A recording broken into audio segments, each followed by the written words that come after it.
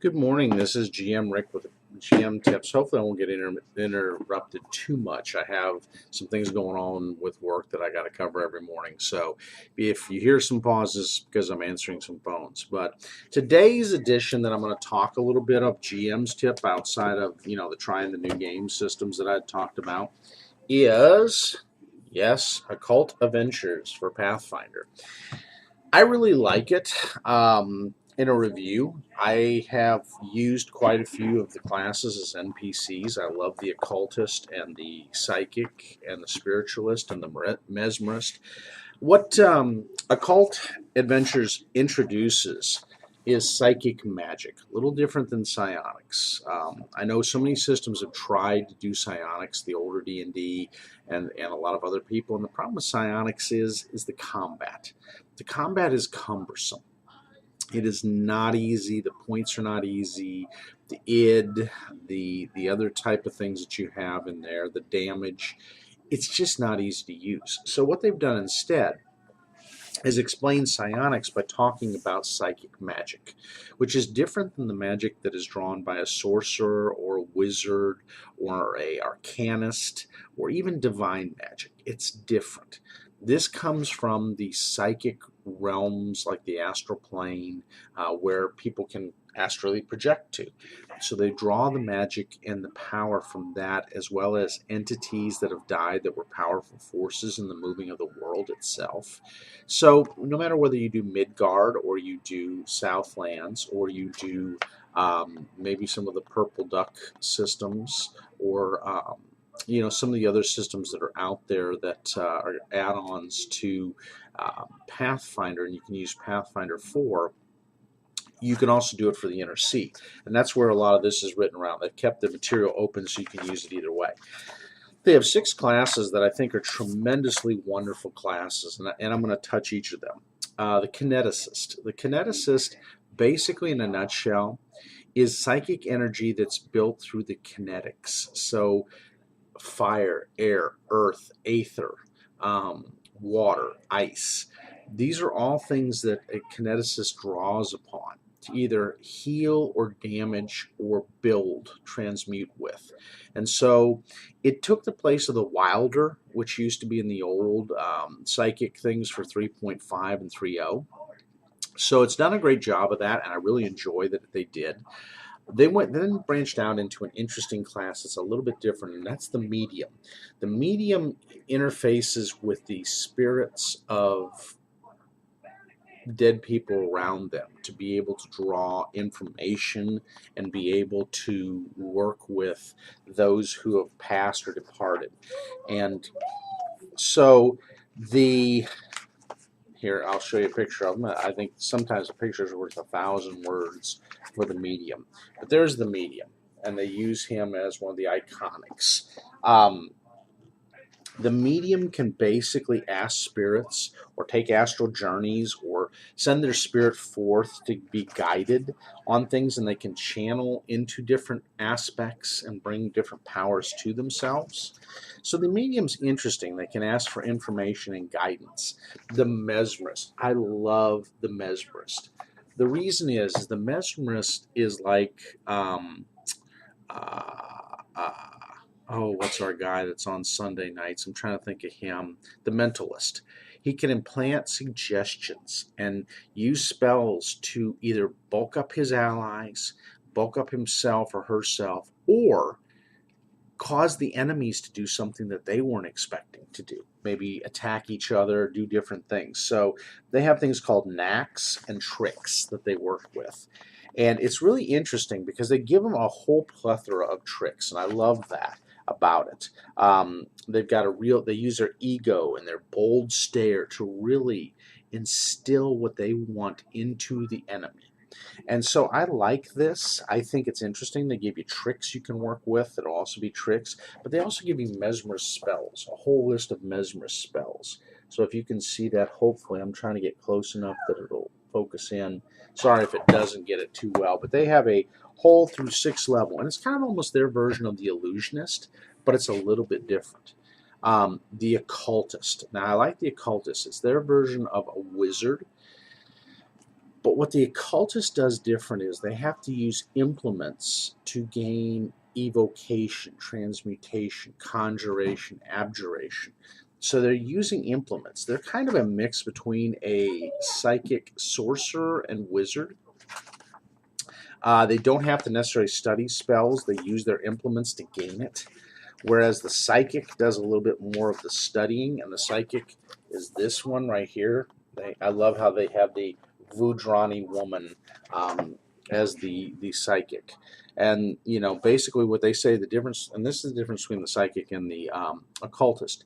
It says, within the mind of any sentient being lies the power to rival the greatest magic artifacts or holy sites. So they use complete mental energy to form their spells and do the different things. And the great part is they discipline themselves in these types of spells. Then we jump to, and the final one that I think is kind of interesting is the Spiritualist. And I think this does a great representation. The Spiritualist draws upon a major spirit guide.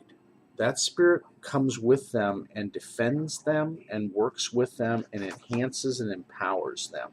So yes, they have spells of a sort, but they're also able to pull the undead ghosts and spirits to them to help them and aid them in their adventures. And so, you know, they get a thing called the manifested phantoms base stats. So you manifest a phantom that guards you from the psychic realms. And this has abilities too. They're almost like a summoner. They're the version of a summoner for the psychic magic. Again, I don't see any major... Some of you will nitpick and go through and find some things better than me. I like the balance of all these classes in the occult adventures. I think they did a great job of balancing them out as a whole. Then they go into the archetypes. Now again, some of you are huge fans of the archetypes, some of you aren't, but they give a plethora of really strong archetypes. The one I like is the, this is kind of the funny one, under the occultist, where they eat the book. I love it. They take a tome, and they're called a tome eater, and they gain their power from eating tomes. Kind of a hard take on life, because if they eat the tome isn't there anymore. So, and then they have other classes that they can do, and they even go into the homunculi. And I love that they take some time to go into the homunculi, because I think the homunculi have really been left off the state of things. So with some of these, they're able to pull the homunculi in. Of course, they do their feats, and there's a lot of good feats. I'm not going to take the time to go through every one. They give you some new psychic spells, but some of the new things I love is the occult rules. So you have occult skills, and you can unlock them depending on the skills you have. So you got automatic writing, which is linguistics, dowsing, faith healing, hypnotism, phrenology, prognostication, psychometry, read aura, and so it gives some really cool skills. So this is the first time I've seen Paizo really add some major skills into the system because of the psychic magic. They give you the ability to see auras. So see, like, as you see alignments, psychic characters, magic characters, can use and read auras if you allow them to. They can look at the alignment, the health, the emotion, or the magic. So you can get a real read on people in these type of things. Chakras. And chakras come from the eastern end of things, and knowing your chakra points. I love that they take and bring the whole chakra thing from the real world into there, and that you can basically activate different chakras to help you. And so those are interesting things that I find. They do still have psychic duels. Instead of psionic duels, you have your psychic duels. And basically you can generate manifestations and send them after each other. So you create these psychic manifestations, and you literally attack each other until conclusion, which is kind of cool. So GMs don't rule that out. That can be a whole new level of combat that you haven't even seen yet. possession. I love that. And especially you can go into the heroes of horror, the idea that something can come into your character without you knowing and take them over, now that is kind of fun for a GM. Different types of occult rituals. So things that you can do to either bring bad or bring good. So you have those type of things that you can do. And then it gives you a whole section on running an occult game. And I do suggest reading the section on this and really taking it to heart. There are differences when you run this, and it's something that I haven't done as much as a GM. I'm going to be the first to tell you that I've been lacking on this. But what it does is it gives you occult realms and locations where your occult characters gain abilities or chances to do things. And I think with that whole occult thing, especially going into things like incorporating Call of Cthulhu into your Pathfinder or even into your 8 or D&D 5e, these kind of things are fun. So if you want to convert something new 5 years, I would say get a hold of the Occult Adventures and bring it over to your world, especially with Curse of Strahd and some of the others. I think this could be a really interesting, as well as some of the classes, for running things, and it gives you a little more customizability. And yes, I'm taking away some of the Pathfinder people that would convert to D&D by saying convert the Pathfinder stuff to D&D. But look, if you like the system, I'm not going to try to take you away from the system you love. Again, D&D has brought a lot of people to RPG. I have got zero problems. I started there and converted to Pathfinder. No, I'm not a 5e fan myself, but I'm a fan of you 5 years, if that makes sense. I'm a fan that you guys love the game, that you love to role play, that you love what it does for you, that you love the camaraderie, that you love the ease of learning the system. Hey, I'm all on board for that as a GM. But Occult Adventures, I would give it a 4 out of 5, and I'm not just being a Pathfinder homer. They really bring unique material into this book, whereas like sometimes like the Inner Sea Races, I'd probably give it a 3 out of 5. I give this a 4 out of 5 because I really believe they're bringing some things there, and it might edge to 4.5 the more I play with it. This and then the Ultimate Intrigue, you guys have hit some home runs, and I am really proud of what Paizo is doing for this. So I can't wait for the Heroes of Horror. And I would say this to any of you in D&D, pick up Heroes of Horror when it comes out, because it's going to give you the ability to bring horror and insanity into the game, as well as other elements. And I think for any game, that is more realistic, fun realism.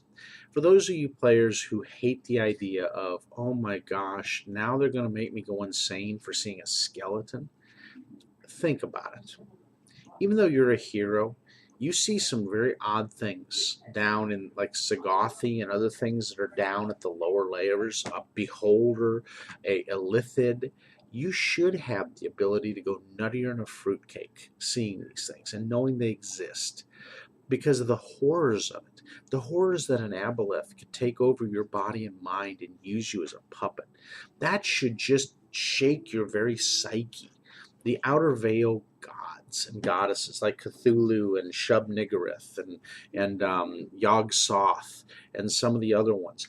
That should shake your very edification and foundations, even of some of the stuff that goes on in the realm of neutral evil with the daemons. That's another thing. It should shake your foundations and not be things that your character just automatically goes, oh, it's no big thing, I'm going to go slap it down. No. That is earth-shattering things, and players try to justify it away, and you take away the fun of the system.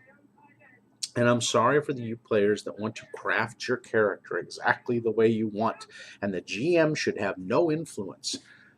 Wrong. The part of making a game fun is for the GM to find new and challenging ways to work with you and to help you to grow and expand your play, and even the fun of the role-playing situation. So please be open-minded, players. We're open-minded to your suggestions, as we should be. We shouldn't always be telling you no, but at the same time, you've got to have the same attitude. And I love the players in my group, and some of the players that have surprised me most in my Pathfinder group are people that I wouldn't have thought could be leaders or would be take the mantle of leadership. There's a friend of mine that loves to lead, and he's a great guy. And his creations, when it comes to the warrior type classes, he is par excellence. Okay, once in a while he tries to slip some things in that I got to challenge him on, but overall he hits it on the nail head. However, the guy that plays our rogue, the guy that plays our cleric that now is looking to branch out, the guy that plays our paladin, the guy that plays our sorcerer, these guys I like because they're starting to pull up and pull their weight. So now we're getting a full equal balance of players. And that's the way the party should be. Your party should be everybody is equal, enjoying the fun and having fun. And that's what a GM should strive for, is that. I'm not going to tell you how to run your system, but know that if you can create those environments and create just a kind of a constant thinking. I'm glad that in the next campaign, which probably most likely is going to be the Mummy's Mask for me, 2 of my players are looking at psychic, and including my fiance, which, yes, major props, Kim is going to be joining the game. I'm excited about this. She's finally excited about the whole Egyptology thing. So she's ready to jump in, and she may do one too. So we may have 3 psychic characters or 3 Occult Adventures character classes in one party. I'm stoked to run that. Because for me, now I can start looking at different alternative combat methods and how things are. And can these monsters be adapted into psychic monsters? And it is a whole nother realm of fun for me. Because then it's my closest thing of running Call of Cthulhu in a medieval setting or a fantasy setting. So it's kind of fun for me. But I wanted to just give you a review on that. I hope you enjoy it this morning. I hope you have a great morning.